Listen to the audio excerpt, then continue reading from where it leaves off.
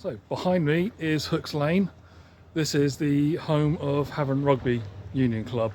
They're a fourth tier rugby club playing in the National League Division 2 East of the English rugby pyramid. So they're basically an amateur club, or maybe semi-professional. Maybe they get some money for these matches. They're the biggest club in the local area. There isn't really any professional clubs around the Portsmouth area. So today they're playing the Canterbury Rugby Club. It's a bit of a gap between the two clubs. Havant are currently 10th in the table, I believe. Canterbury are 4th and looking for promotion. So obviously Havant are in a relegation fight, playing the top of the table team that's looking for promotion to the 3rd tier. So going to go in today and watch the match and see what a bit of semi-pro amateur competitive rugby union is like. Havant were formed in 1951 and they moved into their current ground Hooks Lane in 1953. When the league structure was created in 1987, they were allocated to Area League South in the 4th tier, and after a few years were promoted as champions of the National Division 4 South. In their first year in National Division 3 in 92-93, they finished second and just missed out on promotion to what is now the RFU Championship. Over the years, they gradually dropped down the pyramid, eventually ending up in the 6th tier London 1 South, but have started to claw their way back up the levels. And last year in 23-24, they were champions of Regional 1 South Central and are now playing in the 4th tier of English competitive rugby.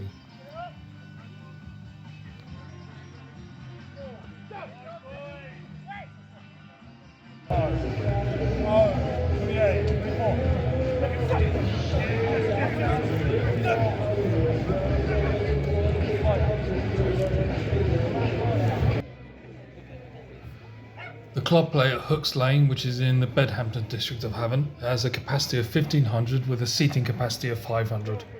My ticket for this match was £5, but there are various other levels to get you access to different places. There's a bar and there's also a hospitality suite, and hospitality is part of the tickets as much as £175. A £5 ticket gets you to walk anywhere in the ground, standing room. There's only one area of seating, but the rest of the ground is open at all times.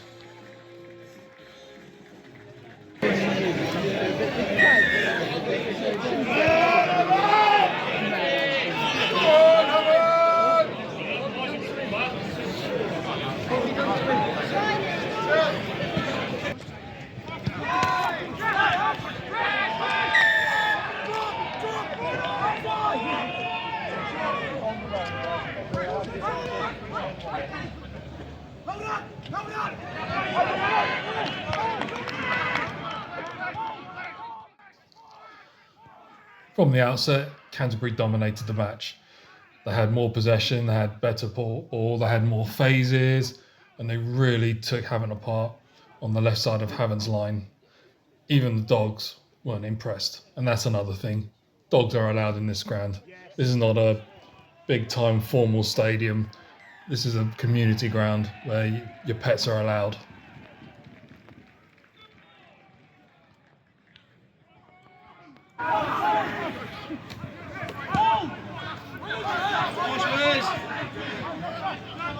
Nice way, yes, way!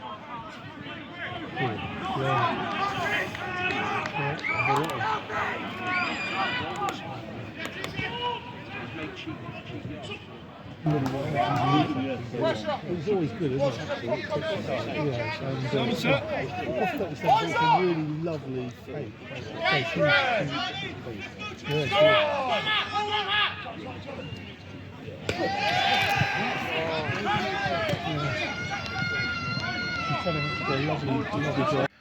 As you can see, this is a no-frills ground. It's mostly standing room only, and a lot of that is the muddy grass part of the pitch, really, behind some barriers.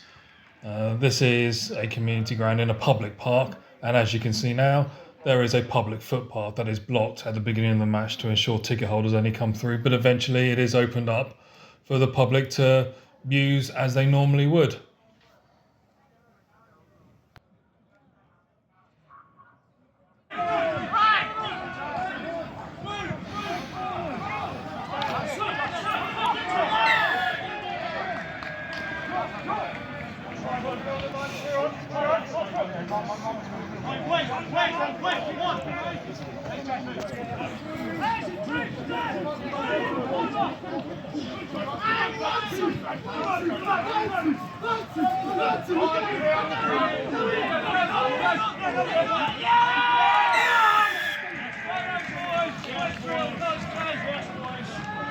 Right, score by Canterbury.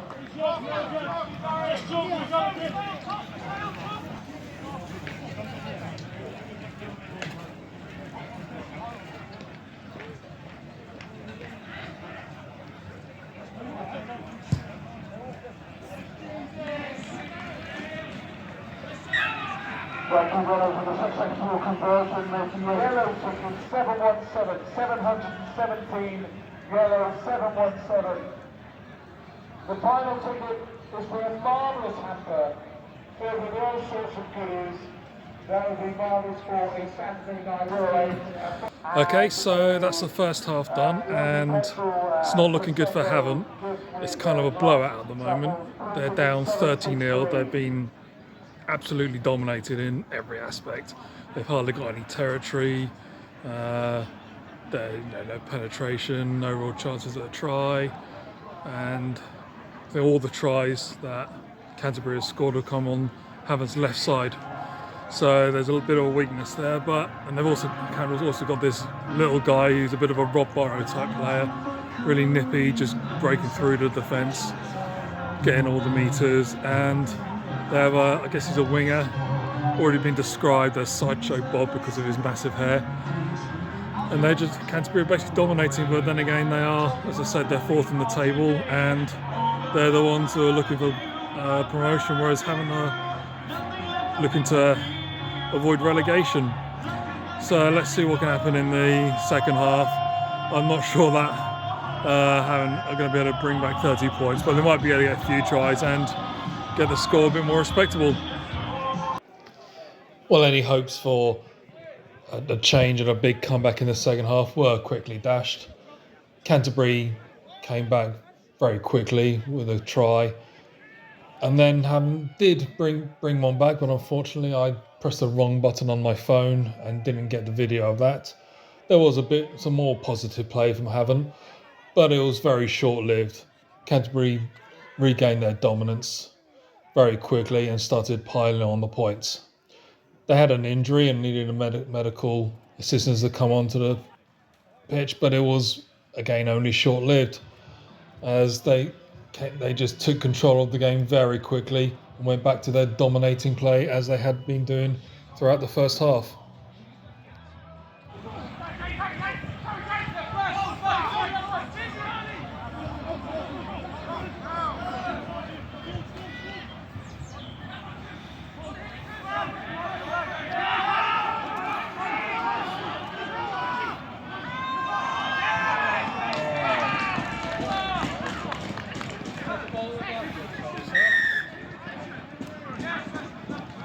And a try for Canterbury. In the meantime, When you get back into it, you'll see a fucking melt. It fucking melts so much, melts so much. Just when you fucking just get off the line, we're letting them run at us. We're shadowing it, we're letting them run through. Get off the line and fucking hit them. Doesn't matter if you stay.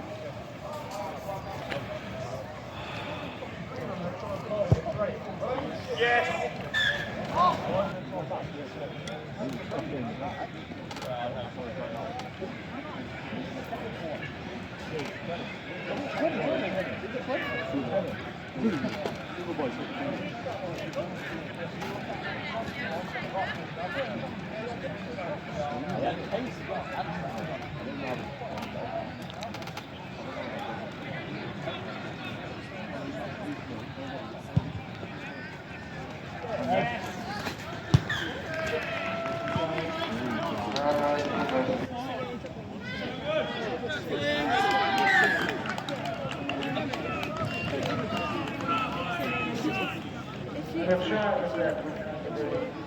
In the end, the comeback didn't happen.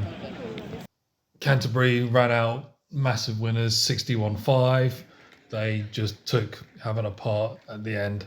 But all in all, it was an enjoyable match and an enjoyable experience For £5 you get good quality rugby union. It's not professional level, it's not international, it doesn't feature on TV and it's never going to, but it's a fun afternoon out for very little cost. There's hospitality, there's a good atmosphere, there's a good mix of people, and it's just a nice way to spend a sunny afternoon in the winter. So if you are looking for something to do on a Saturday afternoon, check out your local rugby union club. It may not be Leicester Tigers or Northampton Saints or Saracens, but that doesn't mean it's not worth watching.